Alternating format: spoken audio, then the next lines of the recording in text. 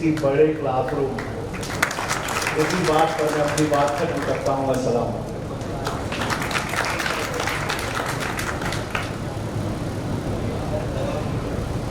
जज़ाकुमुल्लाह खैर व अहसन जज़ा। ज़ोरदार ताली बजा दीजिए सर के लिए। मुख्तलिफ उन्वानात की ज़ेर बहस एक बहुत खूबसूरत तकरीर अपने कीमती वक्त हमको दिया, उसके लिए बहुत शुक्रिया। आए हज़रात, रफ्ता रफ्ता में उस दरख्त की जड़ों तक पहुँच चुका हूँ कि जिसकी मजबूती ने न जाने कितने इदारों को थाम रखा है, कायम रखा है। सबीर साहब बता रहे थे मकसूद साहब के बारे में कि ज़मीन देखकर उन्होंने कॉलेज का ख्वाब देख लिया।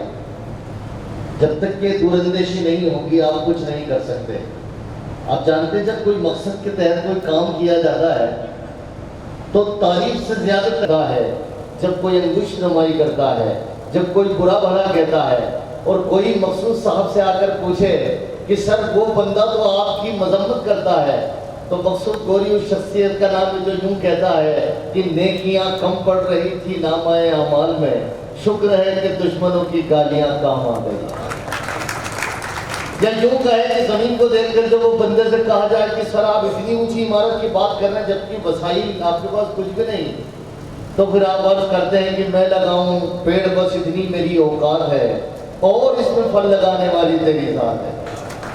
मैं उनकी ज़ुबान, उनका लहजा, उनकी सादगी, उनकी बातें, उनका असल तारुफ है। मैं इस मौके पर सिर्फ कृष्ण बिहारी नूर के इन शेर को आपके हुजूर पेश कर सकता हूँ कि ज़िंदगी से बड़ी सजा ही नहीं और क्या जुर्म है पता ही नहीं, सच घटे या बड़े सच न रहे, झूठ की कोई इंतहा ही नहीं, इतने हिस्सों में बट गया हूँ मैं, मेरे हिस्से में कुछ बचा ही नहीं, चाहे सोने के फ्रेम में जड़ दो आईना झूठ बोलता ही नहीं। जरा जोरदार तालियों से इस्तकबाल फरमाया।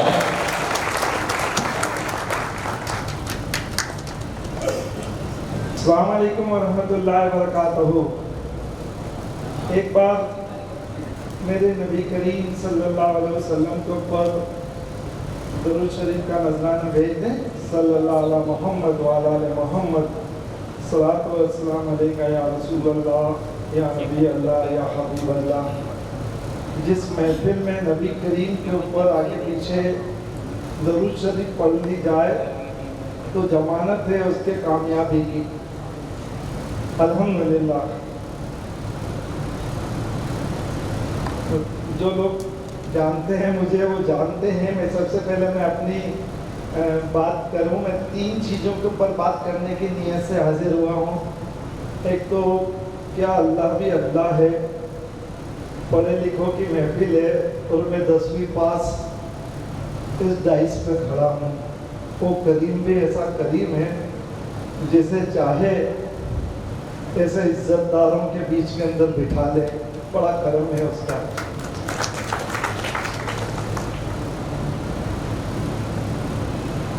मैं एक जॉइंट फैमिली से बिलोंग करता हूँ। बहुत सारे लोग जानते हैं क्योंकि हमारी हैसियत पंचर जोड़ने की रही है।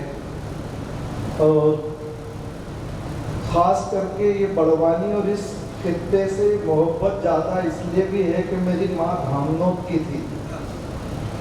मेरे नाना जी वहाँ पर कपड़ा रंगते थे। मैं बेसिक रंगरेज बिरादरी से हूँ। तो अब तो वो इस दुनिया में नहीं रही, तो एक रहता है ना कि यार भाई के मुंह से निकलने वाले नाम है ये सब। बड़वानी, ठीकरी, महेश्वर, मंडलेश्वर बहुत बोलते थे। उसका अपना बचपन गुजरा। तो भी यहाँ से एक नज़दीकी है दिल के अंदर के नहीं यार मेरी माँ से निस्बत है, मैं इस जगह से जुड़ा रहूँ। हम जॉइंट फैमिली से हैं। हम 4 ब्रदर हैं अल्हम्दुलिल्लाह अल्लाह और उसके रसूल के एहसान से। एक तवा, समझ रहे हैं ना, तवा, एक तिजोरी, एक आंगन और एक दस्तरखान है। अल्हम्दुलिल्लाह हम 40 लोग हैं। 4 भाई, चारों की वाइफ, 6 बेटे, 12 बेटियां, 10 पोता पोती, 5 बहू है। और एक साथ अल्लाह और उसका रसूल हमें रखा हुआ है, ये उसके बड़े एहसान हैं हम पर।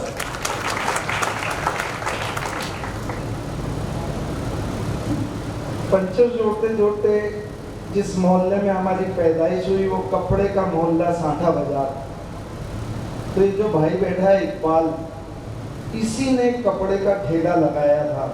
मैं 3 चीज़ों पे चलूँगा, शायद आप लोग समझना। मैंने पहले बोल दिया पढ़े लिखों की महफिल है और मुझे बुला लिया है।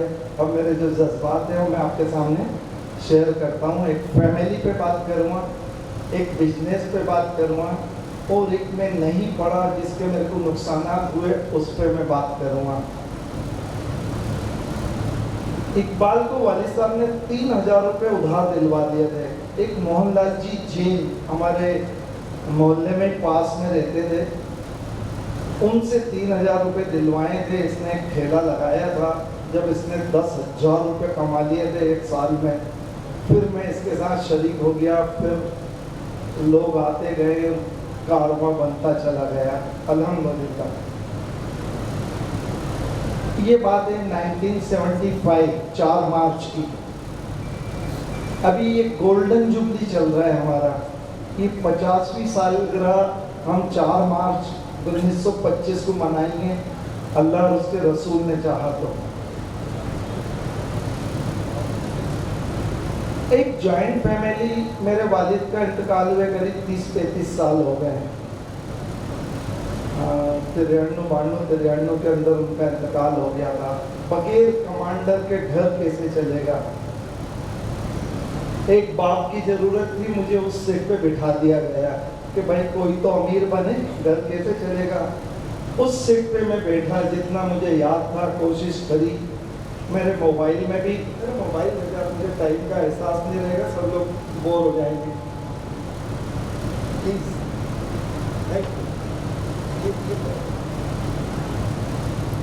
ये इसके पीछे मैंने 2 खास बात लिख रखी है, हमेशा मैं भूलूं नहीं उसके लिए। एक तो 51% में फैमिली फैमिली फैमिली। मेरी सांसों तक इस फैमिली को मैं हिलने नहीं दूंगा। अब मेरी सांसें कितनी है वो अल्लाह जाने, उसका रसूल जाने। और दूसरा, मैं PKC पाकीजा नॉलेज सिटी को मेरा आखिरत का जरिया बनाऊंगा। इस नियत से ये स्कूल का काम शुरू करा। एक पिक्चर आई थी अभी 12वीं फेल, उसके अंदर एक रीस्टार्ट शब्द था। रीस्टार्ट, शुरू करो। खूब जगह हारे जिंदगी के अंदर, लेकिन फिर एक नई शुरुआत, फिर एक नई शुरुआत, फिर एक नई शुरुआत। बस इसी तरह अल्लाह और उसके रसूल ने ले आया। और अभी भी जब मेरे बच्चे या मेरे भाई खड़े होते हैं तो मैं उनसे कहता हूँ कि ठीक है, मैं लाल मिट्टी में कुश्ती से तो नहीं जीत सकता तुमसे, लेकिन कोई काम तुम लो, एक काम मैं लेता हूँ। आओ अपन प्रतिस्पर्धा करते हैं, कौन इसमें आगे निकलेगा।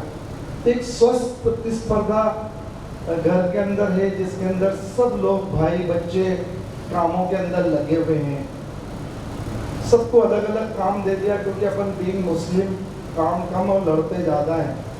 तो मुझे ये समझ में आया कि इन सबके हाथों में काम दे दो, 99 के चाले में लगा दो, तो ये कभी भी मतलब मैंने फ्री भी नहीं होंगे और लड़ेंगे भी नहीं। और मेरा वो नुस्खा काम आ गया। और सब लोग अपने आप के नंबर ऊपर लाने के चक्कर में ऐसे लगे कि पलट के ही नहीं देखे कि वो हम फजर में मिलते हैं, ब्रेकफास्ट नहीं करते हैं, लंच पे मिलते हैं और डिनर पे मिलते हैं, इसके अलावा किसी को टाइम नहीं। सब ने अपने अपने कामों को ले लिया। वैसे मैं बहुत इनकार किया था मैंने हजरत से, इदरीस भाई से, तारिक भाई से। मैंने कहा यार भाई, मैं कहीं पर जाता हूँ, मेरी गाड़ी कभी इधर घुस जाती, इधर घुस जाती, मुझे मंच पर खड़े कर देते हो, मेरे को याद नहीं है। बोले नहीं, आपको चलना ही पड़ेगा। मैंने कहा चलो, तुम झेलते हो, इतने सारे लोग भी झेलेंगे। बोले नहीं, आपको आना पड़ेगा। हकीकत के अंदर इस डाइस के काबिल में नहीं था और ना हूँ, लेकिन बस मैंने बताया ना, अल्लाह उसके रसूल का मामला है, वो जिसे चाहे इस तरह से आगे लाए और मैं आप लोगों के सामने खड़ा हूँ। मेरे घर पे कमरुज़्ज़मा आज़मी साहब आए थे, आप लोग जानते होंगे, लंदन के अंदर रहते हैं, वो यूपी के हैं। कमरुज़्ज़मा आज़मी साहब, कभी नेट पे डालिए, आप उनकी तकरीरें सुनेंगे तो मज़ा आ जाएगा। मैं भी उनसे बहुत इम्प्रेस हूँ और उनकी बात सुनता हूँ। एक बार घर पे आए, ऐसे हमने साहिब हैसियत लोगों की एक मीटिंग रखी थी, तो उन्होंने एक जुमला बोला था, वो मेरे को एक टच कर गया। ये बात हुई थी कोई 25 साल पहले की।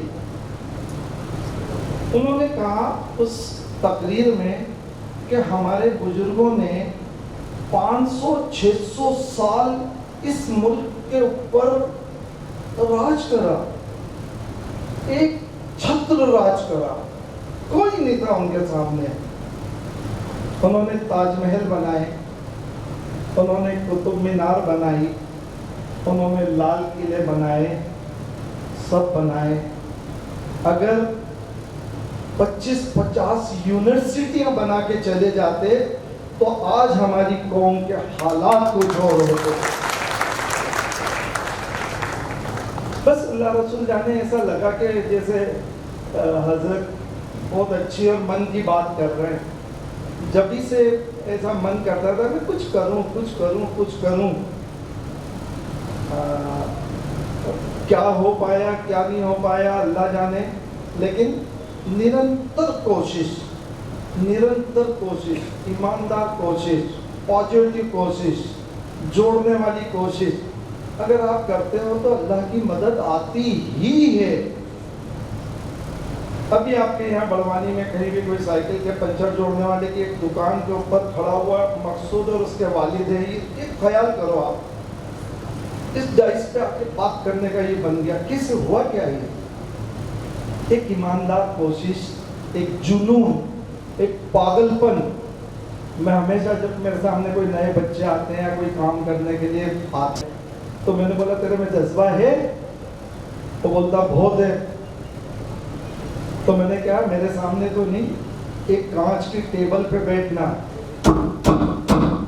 ऐसा ठोकना, वो कांच फूटना चाहिए, ये हाथ में से खून आना चाहिए, जा इतना करके आप फिर बात करना। तो अगर तेरे में ये फोड़ने की ताकत है तो अल्लाह रसूल की मदद तेरे साथ है।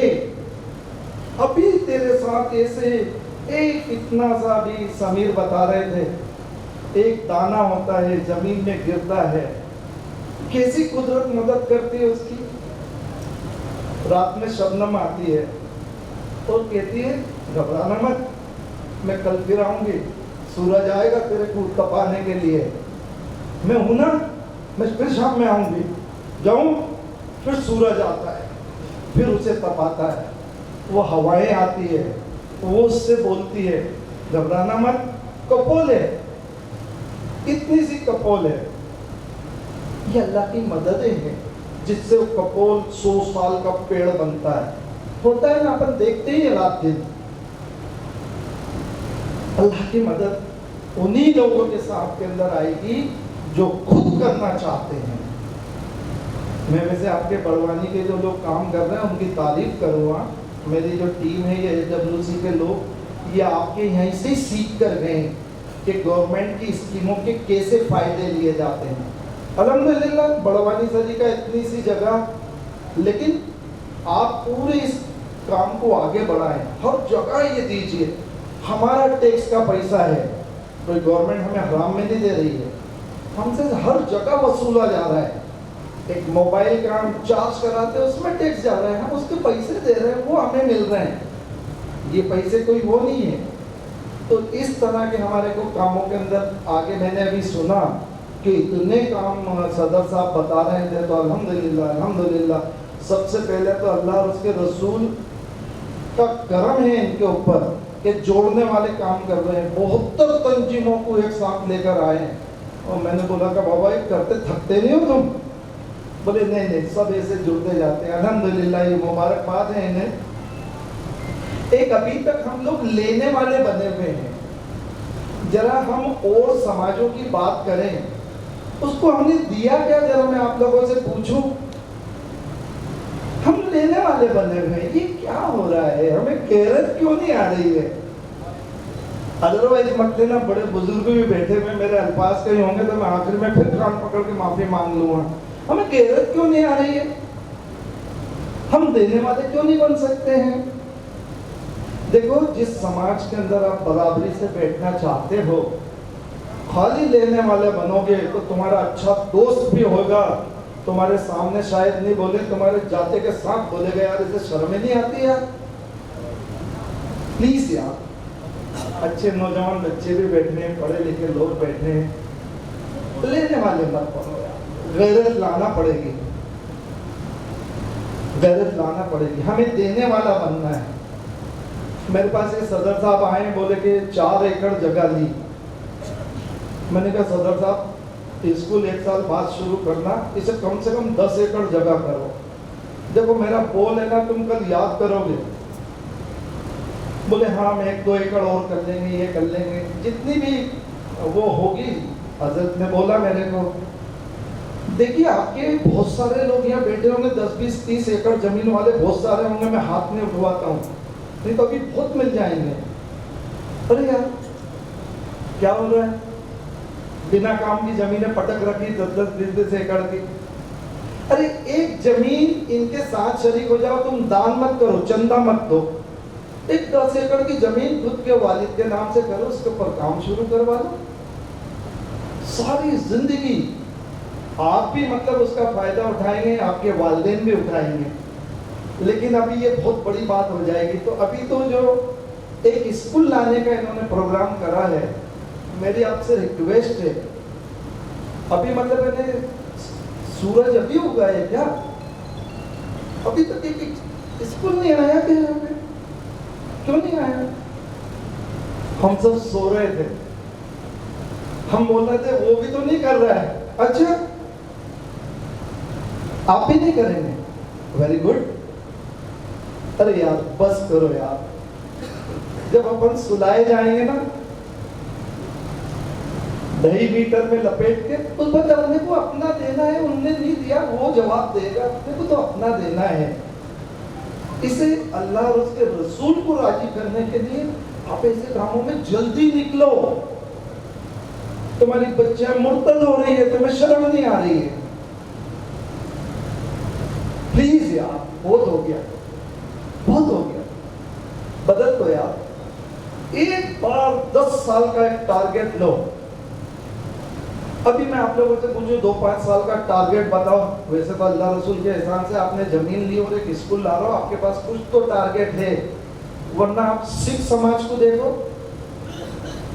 क्रिश्चियन समाज को देखो, बोहरा समाज को देखो, 25-50 साल के उनके पास रोड मैप होते हैं। हमारा कोई पुरसान हाल ही नहीं है। एक रेवड़ हो गए हम भेड़ों की। क्या होगा ऐसे में, बहुत तकलीफ होती है जब भी ऐसी बात सोचता हूँ कि नहीं ये मुनासिब नहीं हो रहा है। वो पढ़े लिखे लोग कैसे पढ़े लिखे हैं जिन्हें ये वाली चीज की गैरत नहीं आ रही है। वो अमीर लोग कैसे अमीर हैं जिनके उनके 100 रुपए में से खाली 1 रुपया मांग रहे हैं। होंगे यहाँ पे बहुत सारे करोड़पति होंगे, 10 करोड़ रुपए के अभी 10 हाथ उठ जाएंगे। अरे 1% का 10 लाख होता है खाली।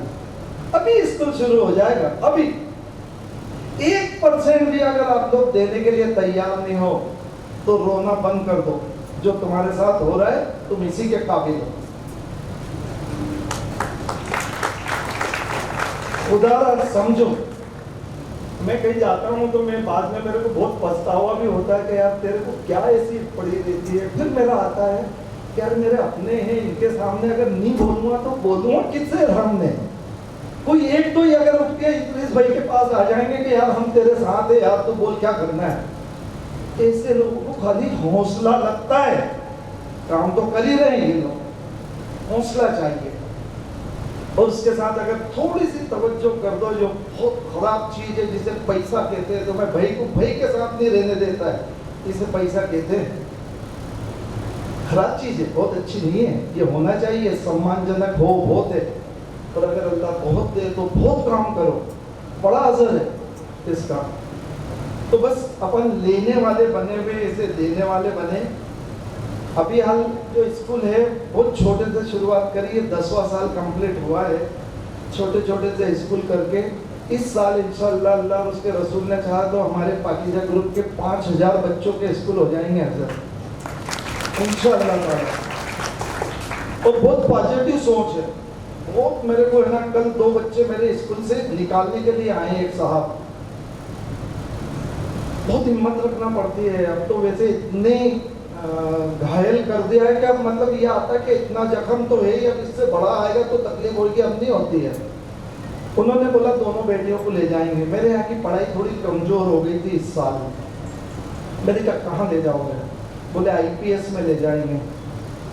मैंने कहा 4 चीज़ों का मेरे को जवाब दो। एक तो तुम बेटियों को लेके जा रहे हो, मेरे यहाँ तो मैं 7th क्लास से बॉयज़ गर्ल्स को अलग अलग करता हूँ, वहाँ पे बॉयज़ गर्ल्स अलग अलग है? बोले नहीं है।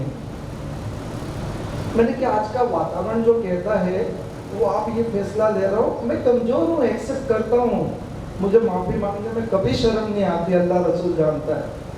जूतियों के अभी बैठने में मेरे को शर्म नहीं आएगी, मेरी औकात ही क्या है जो मैं शर्म करूँ न बात करूँ बड़ी बड़ी।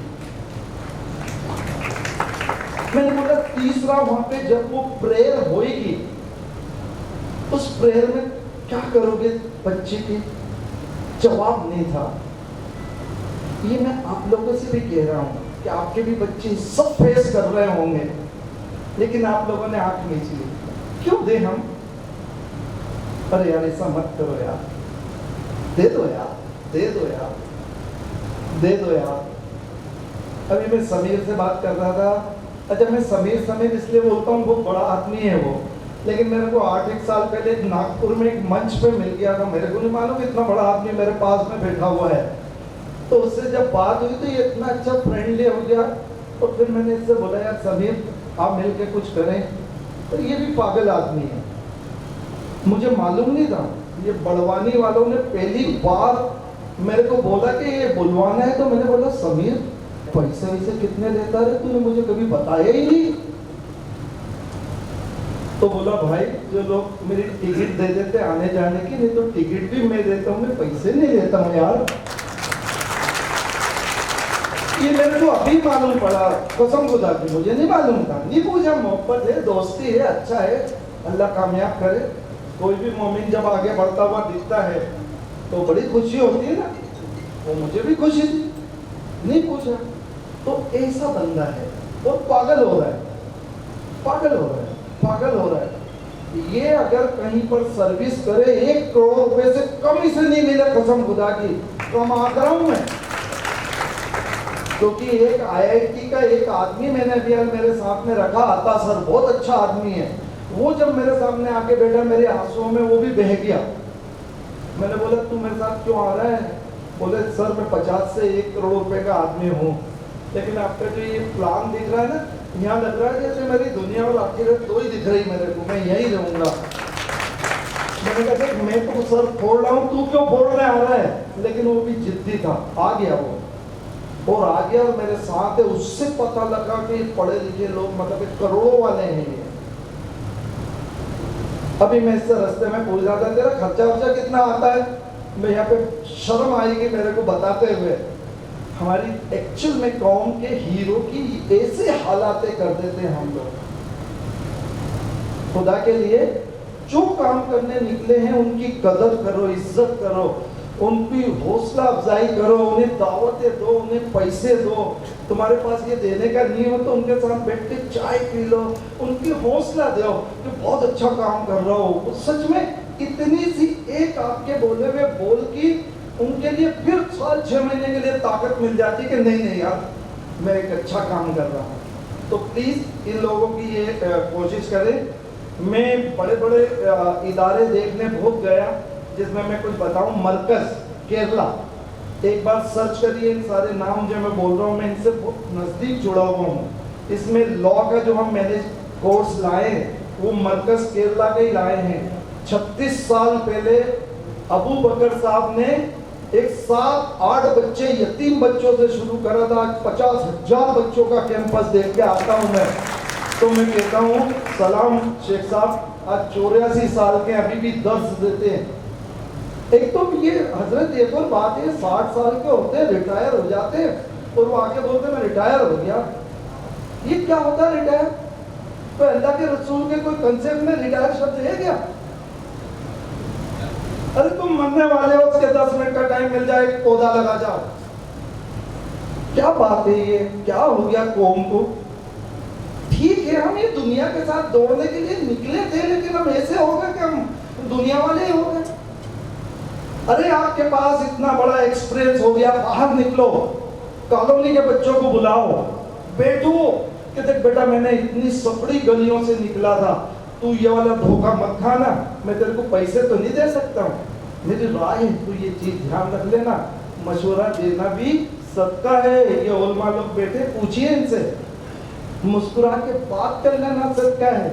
30 मेरे पास बहुत सारा वो ऐसा अल-अमीन मिशन जो अभी बताया था वेस्ट बंगाल, 72 कैंपस है।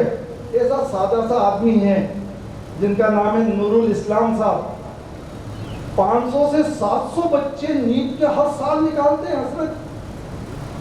और ऐसे गरीब यतीम और वैसे काम करने वालों के बच्चे के आपके पास खड़ा हो तो आप बोले अरे कौन आके खड़ा हो गया, वो डॉक्टर बच्चा रहता है।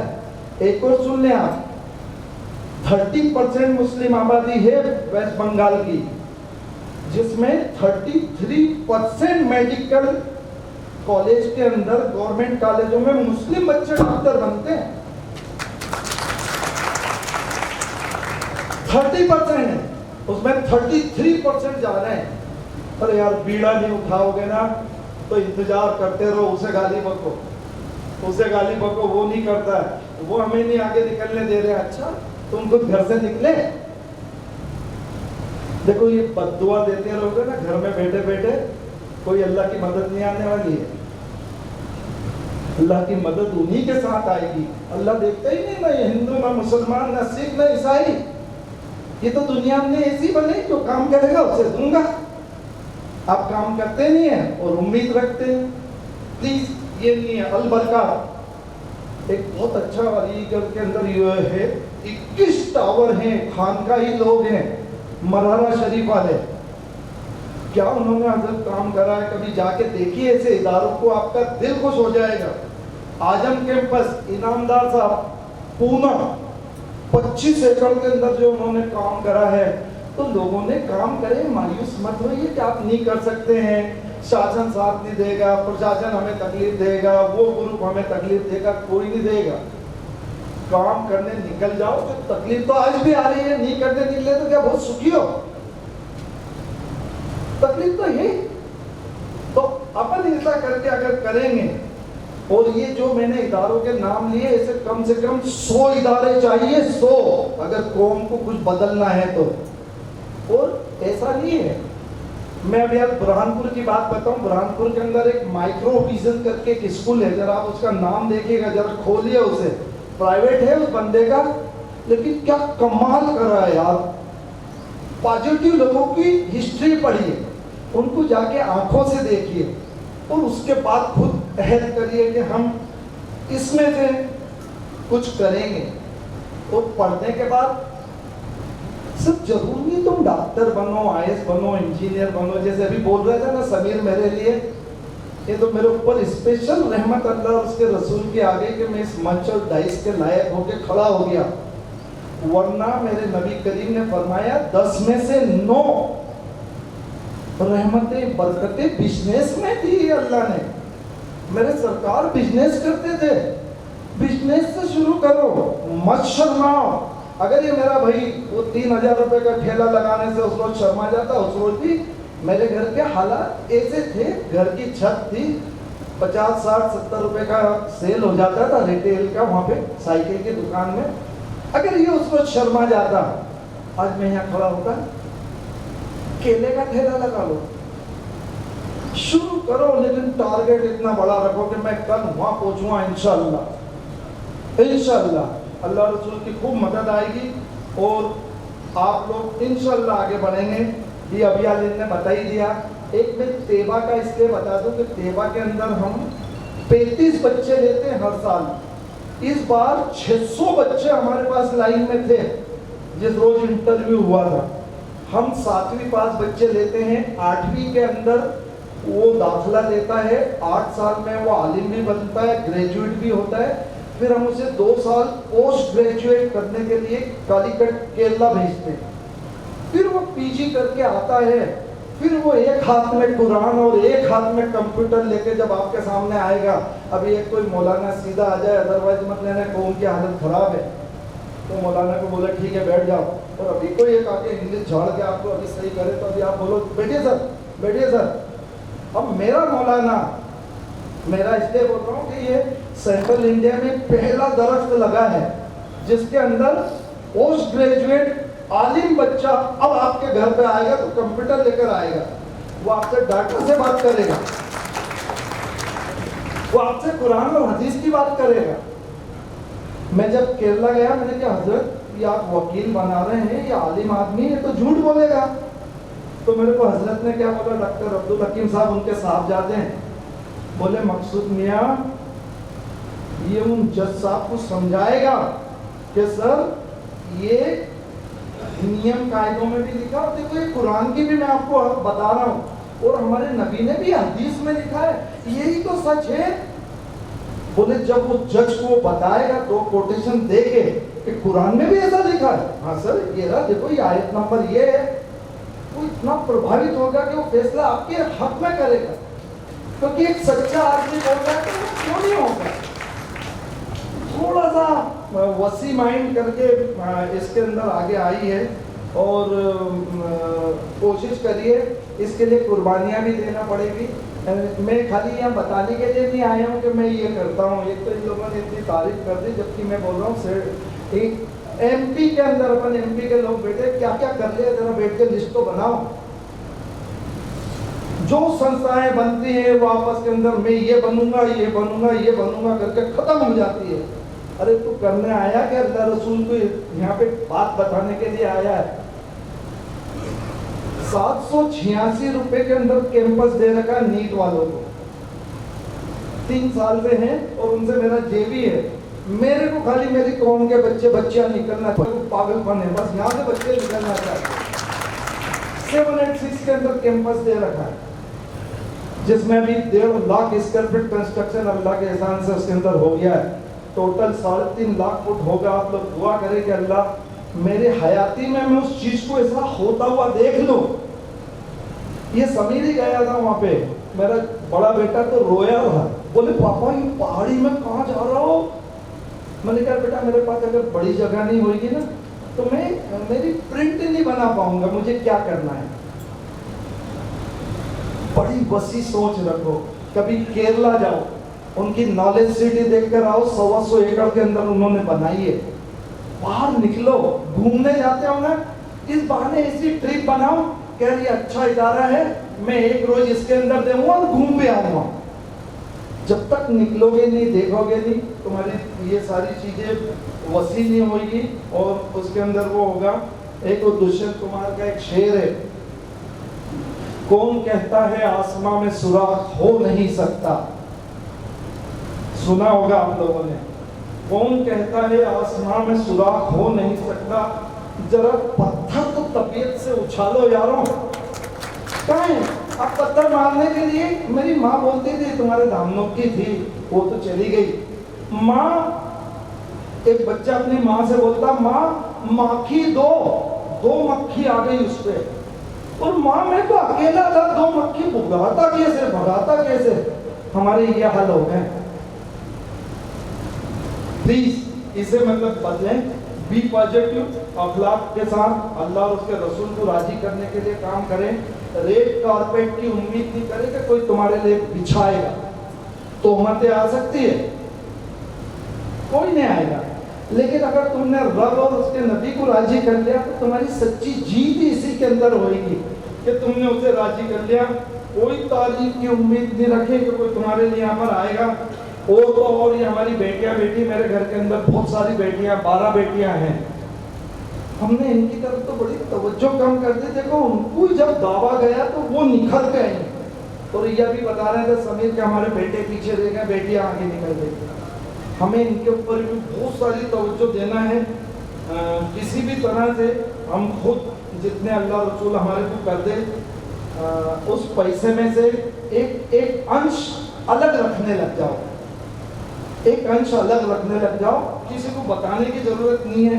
हमारे को इस कौम के अंदर मालिक पैदा करना है, नौकर पैदा करने में मत लगो। आपकी कसम, आपके यहाँ पर, मेरे यहाँ पर है ना 4 सीए हैं मेरे पास। आपके यहाँ पे काम करेंगे ना लोग, आप तो किसी के यहाँ काम करने जा रहे हैं। और इतनी कमी है ईमानदार ताजिरों की, मैं आपको बता नहीं सकता हूँ। और देखते ही नहीं वो आदमी बेइंग मुस्लिम, कितने लोगों ने हमारे ऊपर हमले करे, लेकिन विराट ने बोला नहीं यार, मैं उन्हें 50 साल से जानता हूँ, वो ऐसा नहीं है। वो आते ही रहे, वो आते ही रहे, आगे भी आते रहेंगे। इसके अंदर बस मैं आखिरी बात बोलूँ, उलमा हजरात बैठे हैं, एजुकेशनिस्ट बैठे हैं, ताजिर हजरात हैं, राजनीतिक वाले हैं, बासलाहियत है, साबे हैसियत है, सब लोगों की अपनी एक जवाबदारी है। ये कौम जो ठेला लगा के खड़ी हुई है, वो बेचारे के पास तो रात का पेट भरने के लिए सोचना है। अल्लाह ने तुम्हारे पेट भर दिए, तुम्हें इज्जतदार बना दिया है, तुम्हारे पास बाहर गाड़ी खड़ी है, छत भी तुम्हारी है। अगर तुम लोग मिल के सोचने के ऊपर आ जाओगे तो इंशाअल्लाह इंशाअल्लाह इंशाअल्लाह ये चीज़ें बदल जाएगी। मेरे को अल्लाह और उसकी जात से वो है, एक लंबा विजन लेके चले। मैं फिर रिक्वेस्ट करूँगा, इन्होंने 4 एकड़ ली है, जब ये बिल्डिंग बनाना शुरू कर देंगे ना तो पास वाली ज़मीनें 1.5 रेट की होने वाली है। अभी से मैं बोल के जा रहा हूँ, कहीं पे नोट कर लेना। आज पैसे जमा करके जमीन बड़ी कर लो। जमीन मेरे 51 बीघा जमीन, अगर मैंने मेरे घर वालों से बोल दिया था ये आरक्षित है। मेरे जीते जी यहाँ पे अल्लाह रसूल का काम चलेगा, मैं कुछ नहीं करने दूंगा। 32 एकड़ ही कर पाया मैं। तो मेरा ये कहना है कि आप तो समाज के लोग हो और आसूदा लोग बहुत सारे दिख रहे हैं, माशाल्लाह उनके चेहरे कह रहे हैं कि आसूदा हैं। आप लोग मिलके हेल्प करें और इसे आगे लेके जाएं। लंबा अगर विजन नहीं रखा तो थकोगे। और गए जमाने पपीते के पेड़ लगाने के, आम के पेड़ लगाना पड़ेंगे, मजबूत लोगों को आगे लाना पड़ेगा, वरना ये नहीं होगा। बस मैं अपनी बात को यहीं पर करता हूँ। देखिए, एक मैं अभी याद एक वो आई थी, 368 चपरासी चाहिए थे उत्तर प्रदेश में, 368 चपरासी। उसके अंदर 23 लाख एप्लीकेशनें आई थी। तुम कहाँ लगोगे? क्यों टाइम खराब कर रहे हो? पढ़ो, बेहतरीन डिग्री का तमगा यहाँ पे लगाओ, कोई आपको कमतर नहीं आके। लेकिन बिजनेस की तरफ करो। उन 23 लाख एप्लीकेशन में 255 पीएचडी थे, चपरासी बनने को तैयार है। क्या हाल है? क्यों उस भीड़ में तुम जा रहा हो? जो खाली जगह पड़ी है उसके अंदर क्यों नहीं दौड़ रहे हो? बहुत आगे जाओगे। और 2,22,000 बीटेक डिग्री के लोग थे। ये बड़ी खराब हालत है।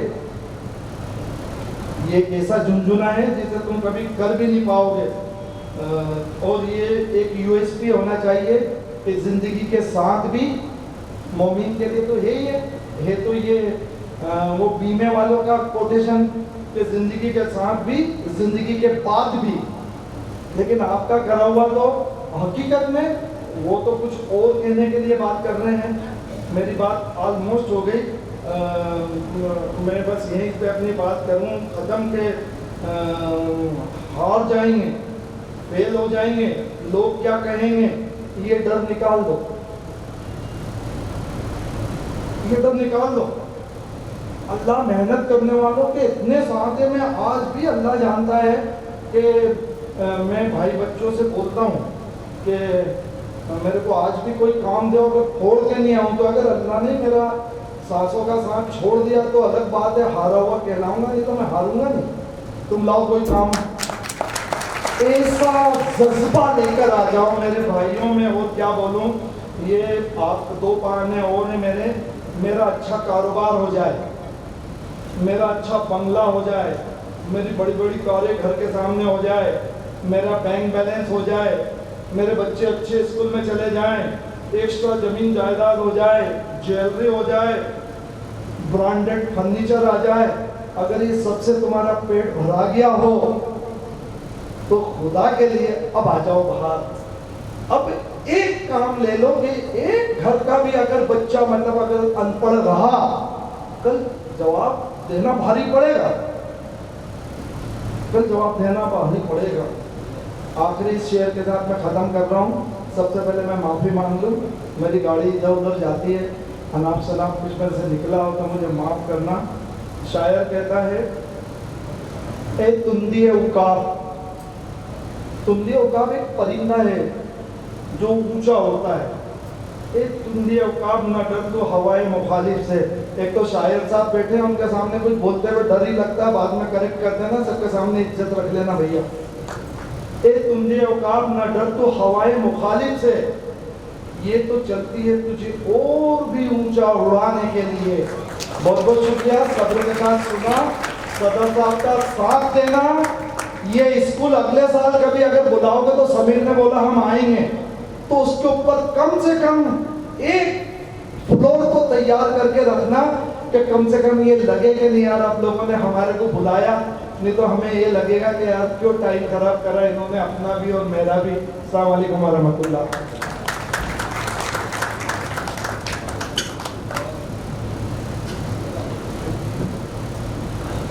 जज़ाकुमुल्लाह, जरा जोरदार ताली बजा दें आपका इतना वक्त देने के लिए।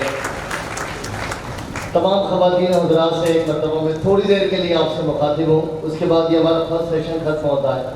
हमारे जितने वक्ता आए थे, मुक़र्रिर आए थे, उन्होंने बड़ी खूबसूरत अपनी तकरीर की, तजर्बात दिए। किस्सा अल-मुख्तसर यह है कि तालीम बरसर रोज़गार है या तालीम बरसर शऊर। पूरी तरीके से बात सामने आ गई। तालीम हमारे किरदार, फल मकसद तालीम का बाजार में आए, जो बात किताबों में है किरदार में आए। तो अब तालीम को आप इस तरीके से करिए, तालीम वाकई में रोज़गार का नाम नहीं है, तालीम शऊर का नाम है। पढ़ने पढ़ाने में अगर आप वाकई में तालीम याफ्ता है तो आपकी ज़बानों में आपकी तालीम नज़र आनी चाहिए, आपके अदब में तालीम नज़र आना चाहिए, आपके व्यवहार में तालीम नज़र आना चाहिए। तमाम तालीम के ऊपर था। आज हम भी हमारे पास जो शख्सियत तशरीफ लाई है, मैं चाहता हूँ कि एक बार ज़ोरदार तालियों से उनका इस्तक़बाल फरमा दें और उनके बहुत बेशकीमती मशवरों से ये महफिल पूरी तरीके से जो है वो उनकी मशहूर है, उनकी शुक्रगुजार है कि अब मेरे पास अब ये सिलसिला हमारी बच्चियाँ बड़ी मुतबादिल तौर पर देख रही हैं कि हमारा नंबर कब आएगा। ये भी सही बात है, बच्चियाँ अगर बच्चे और बच्चे भी बैठे हैं तो मैं चाहूँगा कि बच्चे बच्चियाँ मुझे ताली बजा के इजाज़त दें कि मैं आपका प्रोग्राम शुरू कर सकूँ। अच्छा, थकान के बारे में ना आवाज़ भी कम आ रही है ताली की, चलें कोई मसला नहीं है, लेकिन इंशाअल्लाह ताला एक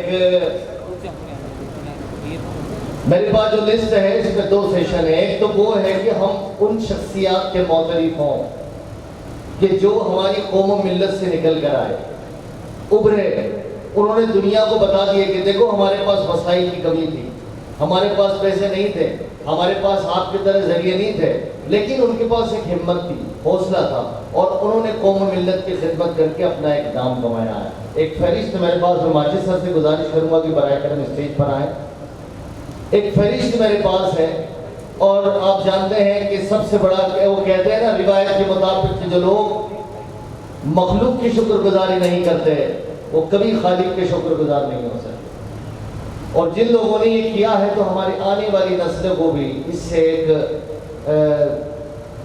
तरकीब मिलती है, तरबियत मिलती है कि अगर ज़िंदगी में हम कुछ भला करते हैं, क्योंकि अल्लाह कुरान में क्या फरमाता, फमय्यमल मिस्काला ज़र्रतिन खैरन यरा, ज़र्रे के बराबर भी नेकी की है तो अल्लाह दुनिया और आखिरत में उजागर करेगा और उसी के प्यार पर अल्लाह तुम्हें बुलंदी के मेयार तक पहुंचा देगा।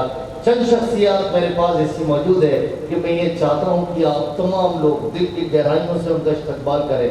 उन्होंने पूरी ज़िंदगी जो मेहनत की है, उन्होंने कौम मिल्लत की जो खिदमत की है, आप उसके मोतरिफ बने। आप तालियों से उनका इस्तकबाल करें और पूरी शान के साथ जो है हम उन्हें यहाँ बुलाएंगे। तमाम मेहमान मौसम से मैं गुजारिश करूंगा कि वो बराए करम इस टेबल की आगे की तरफ आएंगे और एक एक करके हमारे मेहमान मौसम यहाँ तशरीफ लाएंगे और आप अपने दस्ते मुबारक से उन्हें जो है वो जो इनामात या जो सिफात नामे हैं वो उन तक पहुँच जाएंगे। करम फरमाया बैठे हैं इस शहर के साथ ये गरीबों की ये बस्ती है, यहाँ ऐसा नहीं होगा, लिबास से जिंदगी फट जाएगा मेला नहीं होगा, तेरे एहसान की ईंटें लगी है इस इमारत में, हमारा घर तेरे घर से कभी ऊंचा नहीं होगा। जरा जोरदार तालियों से इस्तकबाल करें। और मैं अपनी फहरिस्त का पहला नाम लेना चाहता हूँ आली जनाब सकीर अहमद शेख साहब कौम की खिदमत में बड़वानी से हैं। मैं चाहूंगा कि बराए करम तशरीफदार हाजी आरिफ शेख साहब से मैं गुजारिश करूंगा कि आप स्टेज पर आएं और उनके हुजूर ये सिफातनामा पेश करें। जनाब भारत शेख साहब।